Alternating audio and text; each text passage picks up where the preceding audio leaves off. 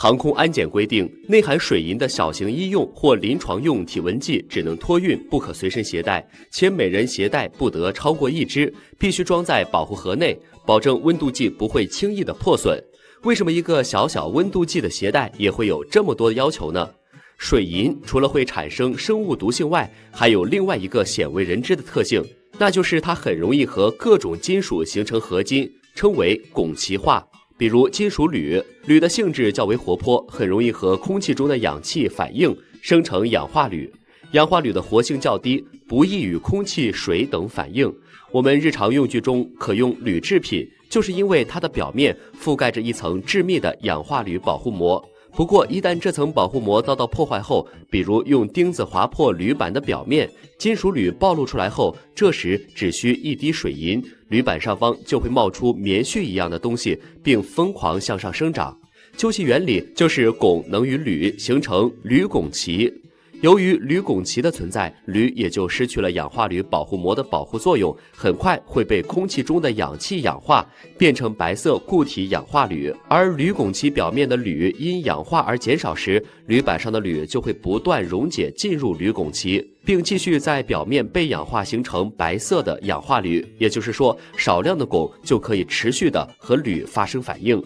为了减轻重量，飞机的前身多采用了轻质的铝合金作为主要材料，而且厚度只有几厘米。虽然几厘米听起来不算薄，但对于波音747这样的大家伙来说，在空中飞行时就好比一个大型的中空易拉罐。所以当你携带一只水银温度计，又恰巧在飞机上打碎了，不是落到有划痕的铝制机身上，那么即使有很少的水银，也可能导致悲剧的发生。这也是乘坐飞机不能携带水银温度计的重要原因。除了水银之外，金属镓也能起到相似的反应，和铝板形成铝镓齐。作为一种固液来回切换的金属，镓的熔点只有29.78摄氏度，比人体正常体温还要低，简直是放在手里怕掉了，含在嘴里怕化了的典范。这种液态的镓很容易和其他金属互相溶解成为溶液，并在金属微晶体的晶界之间扩散，破坏它们的组结合，从而达到固体金属表面缺损的过程。比如将一个铝板的表面划破后，涂抹上金属镓，反应一段时间，一拳打下去，铝板的反应就好比清脆的饼干一样，顺着纹路断裂了开来，是不是很神奇呢？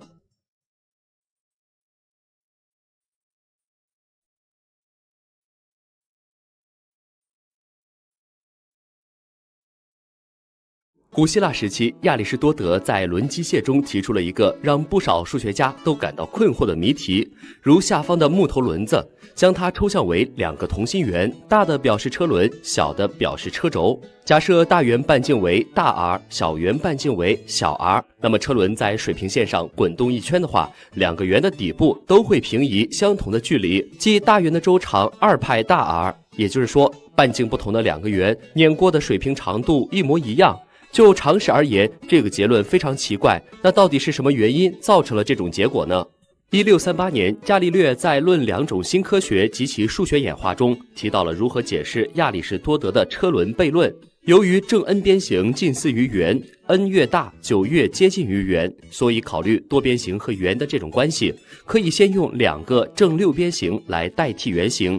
图上油漆滚动一周，可以发现大六边形底部所在的水平线涂满了油漆，小六边形所在底部的水平线却是断断续续，并未铺满。将正六边形换成正14边形也是同样的结果，而当 n 趋近于无穷时，正多边形就圆了。伽利略根据上方的分析，类推得到小圆实际上没有碾过水平上的每一点，只是碾过了其中的一部分点。该水平线上无穷多个点被涂上了油漆，但是点之间有长度无穷小的间隔，所以可以用虚线来表示小圆经过的水平线。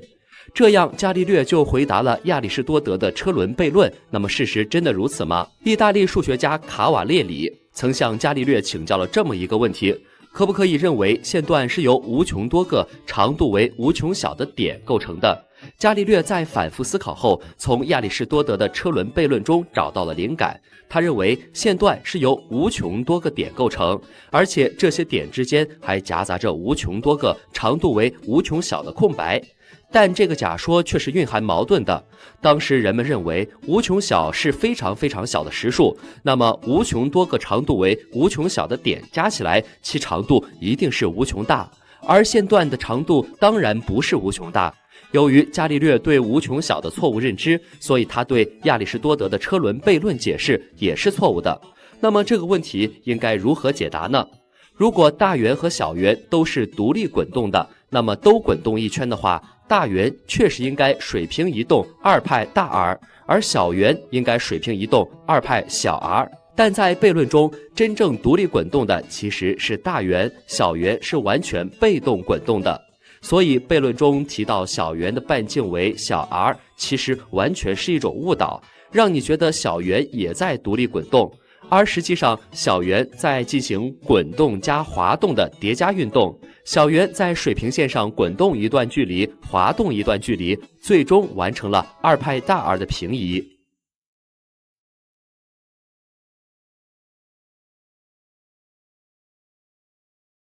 利用水力推动水力发电机工作时，需要在江河流域上修建大坝，用以提高水位。这么一来，水被大坝阻隔，上下游就会造成较大的水位落差，导致航船无法通过。于是人们就利用连通器的原理，针对运输频繁的江河，在大坝的旁边修建了船闸，用以保证轮船顺利通行。比如我国三峡大坝设置的5级船闸。那么你知道船闸是如何为船只保驾护航的吗？船闸由上下闸手、闸门、闸室等组成。闸室灌水和泄水，使得水位升降，像一种特殊的水梯。停到闸室的船舶靠水的浮力，随闸室内的水位升降，与上游或下游水面齐平，从而达到克服水位差的目的。当有船需要经船闸从上游到下游时，船闸打开通向上游的进水阀门，使得船闸内的水位上升至和上游的水位持平时，打开上游的阀门，船只进到闸门里来，然后关闭通向上游的进水阀门和通向上游的闸门，打开通向下游的出水阀门，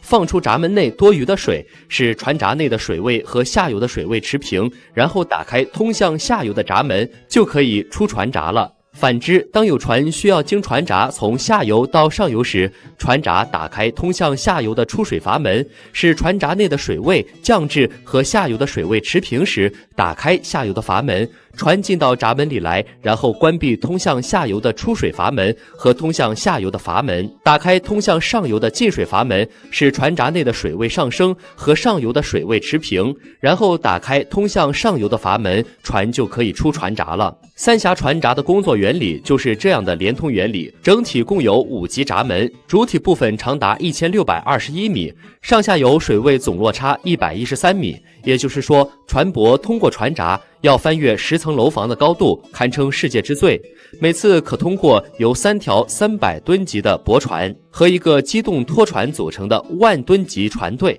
当船行驶到最低一级船闸时，船闸的进口会关闭，这时开始冲水。当水位涨到一定高度，与2级船闸高度齐平时，船进入2级船闸，又开始冲水，以此类推至第5级船闸，最后到达上游。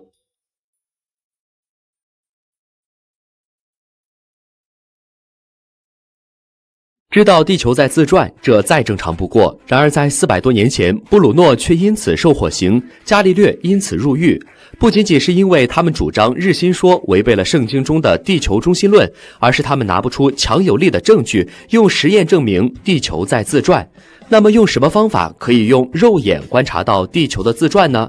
？1851年，法国物理学家傅科做了一个成功的实验。他在巴黎大厅的穹顶上悬下了一根长67米的铁绳，铁绳下系着一个重达28公斤的摆锤，摆锤下方放着一个直径6米的沙盘。每当摆锤经过沙盘上方时，摆锤上的指针就会在沙盘上留下运动的轨迹。此时当摆锤摆动时，在没有外力的作用下，它将保持固定的摆动方向，轨迹就是一条直线。如果地球在转动，那么摆锤下方的地面就会发生旋转，而悬在空中的摆锤具有保持原来摆动方向的趋势。对于观察者来说，摆锤的摆动方向将会相对于地面发生变化，轨迹将是曲线。实验开始后，人们惊奇地发现，摆锤的运动平面在1小时之内改变了11度多。每经过一个周期的震荡，也就是32个小时，在沙盘上新画出的轨迹都会偏离原来的轨迹。于是傅科成了第一个地面上科学地证明地球在自转的人，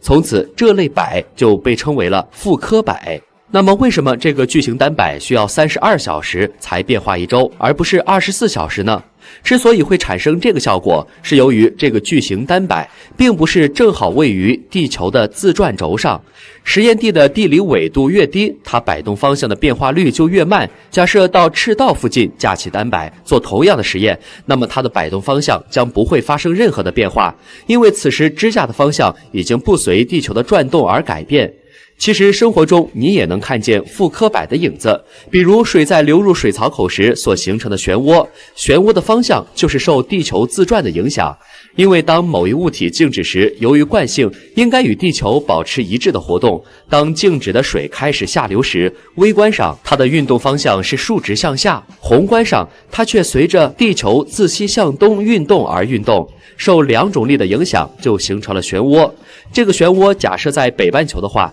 就会是逆时针方向，而在南半球就恰好与之相反，呈现顺时针的趋势。点水成冰的现象你见过吗？将竹签插入溶液中，可以看到竹签的四周肉眼可见地生成了冰花，将手伸进去也可以看到手掌四周迅速结冰的现象。这种魔术般的效果其实制作起来也很简单，将水和醋酸钠按照10:13的比例调和，一起放入烧杯中加热至沸腾，等到液面上形成一层薄薄的膜后停止加热，并将其倒入干净的容器中置于室温下冷却，醋酸钠过饱和溶液也就随即制成。此时用竹签蘸取一些附着在锅底的3水和醋酸钠晶体，放入溶液中后，就会出现类似于结冰的结晶现象，并放出大量的热，故称之为热冰。究其原理，是因为通常情况下，每一种晶体都有一定的排列规则，要有结晶中心，使得做无秩序运动的溶质集合起来，并且按照该晶体所特有的次序排列。不同的物质实现这种规则排列的难易程度不同，有些晶体要经过很长的时间才能自行产生结晶中心，而冷却的醋酸钠过饱和溶液暂时处于亚稳态，当它受到震动或者加入溶质的晶体，则溶液里过量的溶质就会析出，而成为饱和溶液，即转化为稳定状态。如此一来，就出现了类似结冰的现象。看过动画片《名侦探柯南》的话，不知道大家有没有联想到生活中另一种现象，比如从冰箱内拿出了一瓶冻了足够时间却没有结冰的水，轻轻晃动后，原本液态的水就肉眼可见的结了冰，或者在冰水内放入一个冰块，也会出现相同的现象。正常情况下，当水的温度降低到凝固点以下，成为过冷水。当过冷水中出现尺寸大于临界尺寸的冰核时，结冰过程开始。冰核在过冷水中长大，最终成为宏观意义上的冰。而当液体太过纯净，没有凝固所需的冰核时，此时的液体就会处于一种热力学上的不稳定状态。即使液体的温度早就低于了该压力下液体的凝固点，液体仍会出现不凝固的现象。而当其具备凝固所需物质，例如投入少许固体或摇动液体，就能让液体迅速凝固，并且温度回升。液体越纯，这种现象就越明显。高纯水在-40摄氏度才开始结冰。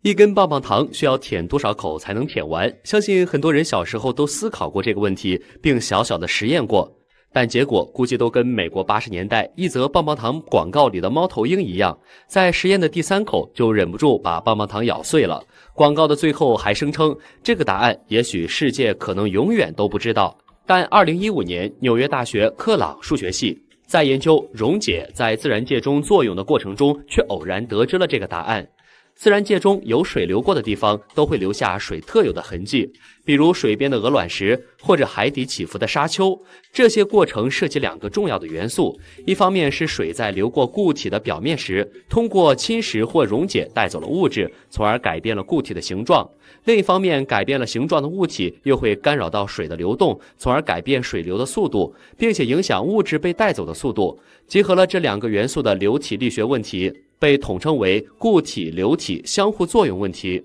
为了了解固体在水流中溶解的基本规律，团队选择了最简单的几何形状球形，以及最基本的水流均匀水流。其中球形就是可溶性固体棒棒糖，将其置于能产生均匀水流的实验用水洞中后，通过记录棒棒糖被水流的侵蚀情况以及时间的变化，得出了两个公式。这里的 V 代表糖球的体积， T 代表时间， TF 代表糖球完全溶解所需要的时间， UO 代表水流的流速。第一个公式告诉我们，糖球的体积会随时间的平方递减，而第二个公式告诉我们，糖球完全溶解所需要的时间是和水流流速平方根的导数成正比的。就像搅拌咖啡一样，快速的搅拌可以加快糖的溶解。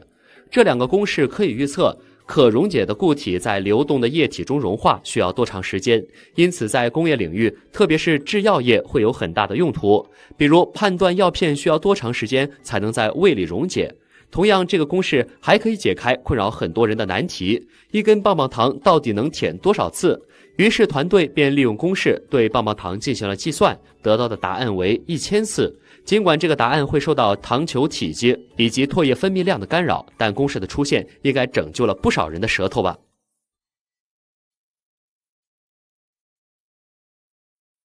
金属具有记忆能力，听起来真的令人不可思议。然而，人们确实已经获得了这种具有记忆能力的金属，比如将一个镍合金材质的曲别针形状打乱，弯曲成杂乱无章的模样，放进热水中后，就像加了特效一样，以极快的速度恢复成了原来的模样。即使将它缠绕成螺旋状，也能获得同样的效果。这种魔力是如何获得的呢？1962年，美国马里兰州海军军械研究所的科学家比勒用镍钛合金丝做实验，无意中发现这一特性后，镍钛合金就凭借其强度大、塑性大、成本低廉等特点引发了极大的关注。究其原理，就是因为对于一般金属材料来说，受到外力作用后，首先发生弹性变形，达到屈服点就产生塑性变形，应力消除后留下永久变形。但有些材料在发生了塑形变形后，经过合适的加热过程，能够恢复到变形前的形状。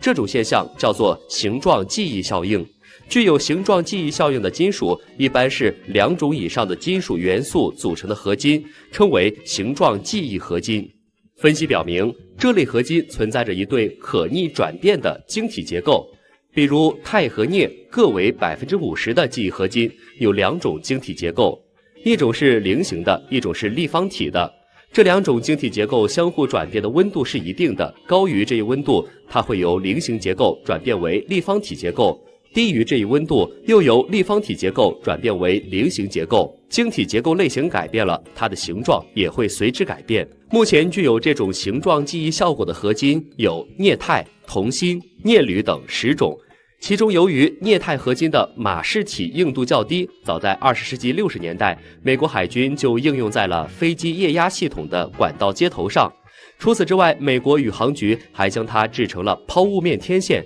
然后把它揉成了直径5厘米以下的小团，放在了阿波罗11号的舱内，在月面上经过太阳光的照射，加热后恢复到原来的抛物面形状，这样就能用空间有限的火箭运送体积庞大的天线了。日本的一些汽车公司更是别出心裁，他们打算用记忆合金制成汽车的保险杠和翼碰部位。如此一来，一旦发生事故，只要用吹风机加热一吹，这些部件很快就可以达到复原。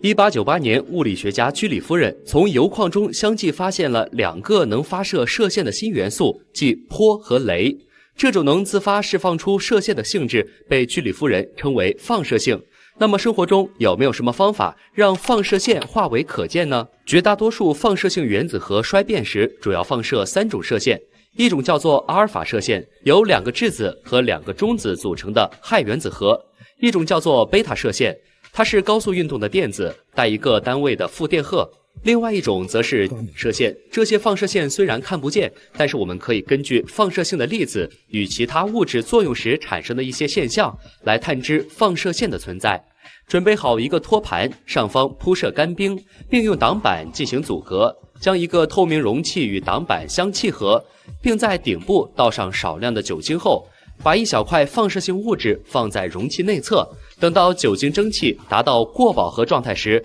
如果有射线粒子从室内气体中飞过，使得沿途的气体分子电离，过饱和酒精蒸汽就会以这些离子为核心凝结成雾滴。这个雾滴沿射线经过的路线排列，于是就显示出了射线的轨迹。这便是科学家威尔逊于1912年发明的云式。那么这些射线粒子的运动轨迹又该如何对号入座呢？由于阿尔法粒子质量较大，在气体中飞行时不会轻易改变方向，并且电离本领大，沿途产生的离子多，所以在云式中的轨迹就显得直且粗。贝塔粒子则与之相反，它的质量较小，跟气体分子碰撞时容易更改方向，并且电离本领小，沿途产生的离子少。相较之下，在云式中的径迹也就弯曲细小一些。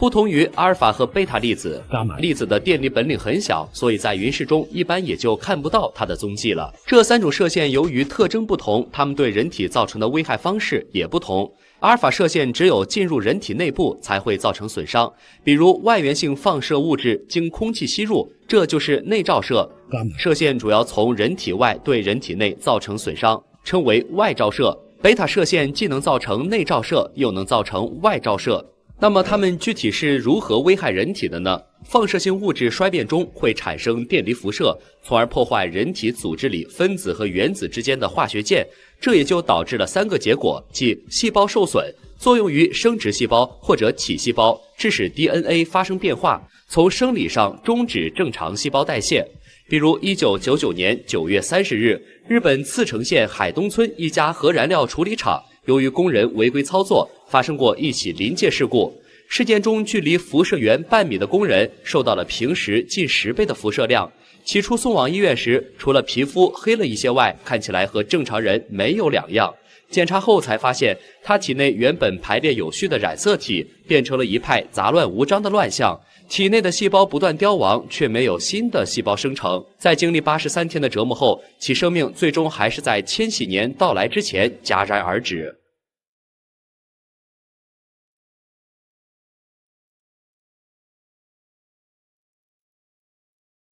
雨过天晴后，天空有时会出现一道美丽的彩虹。那你知道彩虹产生的原理是什么吗？关于彩虹的记载，古人不仅用诗句进行过一定的描述，还产生过遐想。比如女娲补天衍生一说，直到1655年，牛顿做了光的色散实验后，才揭示出了彩虹的真正原因。当时牛顿在自己家中的窗户上开了一个小孔，让一束太阳光通过这个小孔射进房间，而在房间里则放置了一个三棱镜，并让射进屋内的太阳光通过三棱镜。结果发现三棱镜后面的墙壁上出现了一幅令牛顿感到无法理解的现象，一个由7种颜色组成的光带。为了弄清事实的真相，牛顿在分开的红光的后方又加了一个三棱镜，结果发现后方墙壁上只出现了1种红光，而不是7种颜色的光。而当他将7种颜色的光加以组合时，结果却呈现出了白光。因此牛顿断定白光是由7种颜色红、橙、黄、绿、青、蓝、紫组成。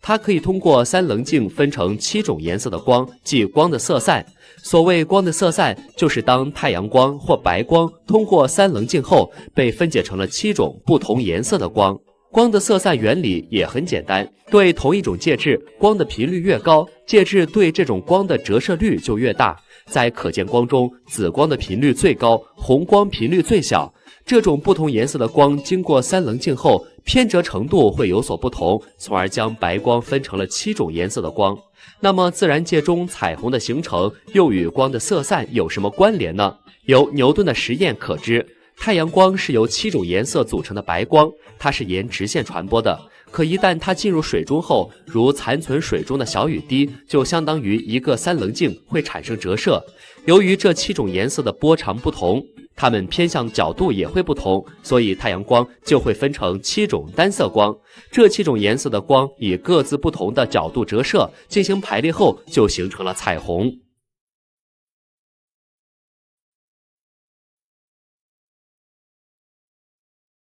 二战时期，自由号货船停在港湾里，突然莫名被拦腰斩断，究其原因，竟是源于宇宙中最微不足道的元素氢。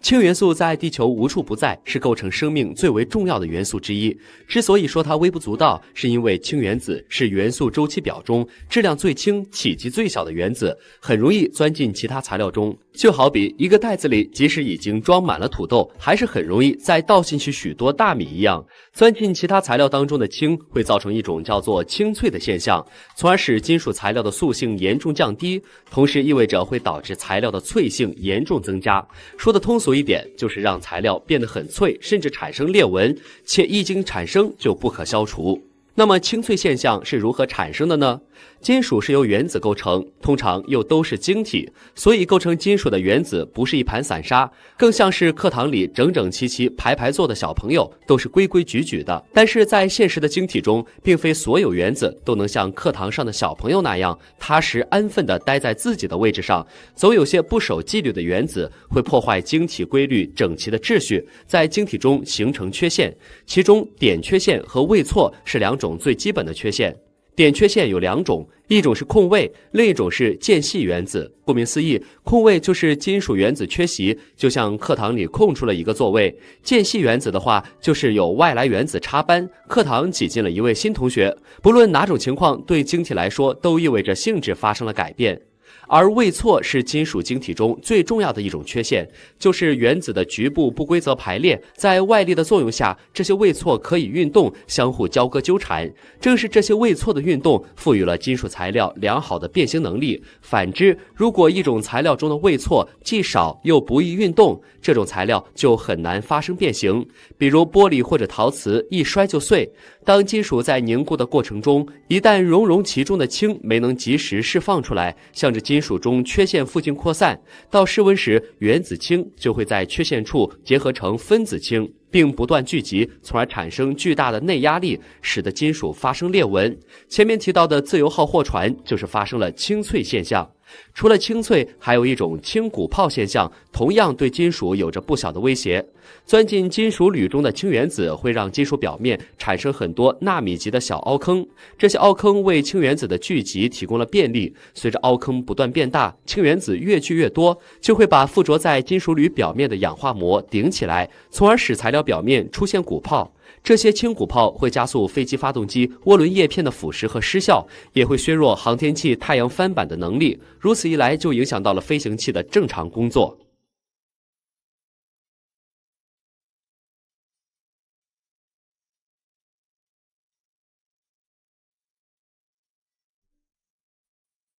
水锤泵的应用最早可以追溯到1796年，它最大的优点就是不需要消耗电力等任何能源，就可以实现自动供水。那么水锤泵到底是如何工作的呢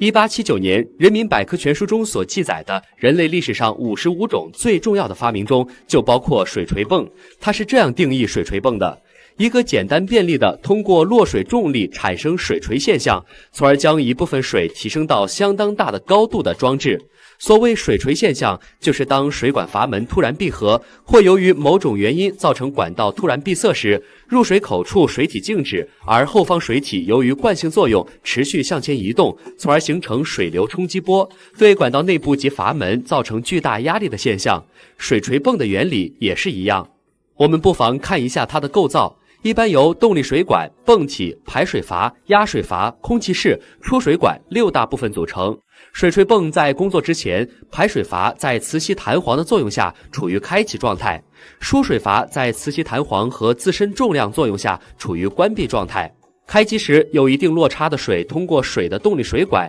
经打开的排水阀向外流出。当排水阀内侧的压力增加至大于排水阀磁吸弹簧压力时，水就推动排水阀迅速关闭，即发生水锤现象。此时泵体内的水压力急剧上升，迫使输水阀打开，部分水被压入空气室。排水阀内侧压力迅速下降，从而在磁吸弹簧和负压作用下重新打开。输水阀在自身重量和负压作用下重新关闭。在水流的作用下，上述动作周而复始的自动运行。当空气室内的水压增加到大于扬水管内的水压时，水就会从出水口流出来。不过，要想成功实现泵水，水泵的安装选址就显得尤为重要，必须满足以下3个要素。一是水头水资源必须充足，最好常年有流水，并能满足水量要求。第二就是要选择有一定落差的溪流，如果处于水库或大坝的外侧，可以人为引渠制造落差，落差范围大致在 0.3 米至 7.5 米即可。最后一点就是选址时一定要避开容易受山洪威胁的位置，以免因山洪损坏泵站设施。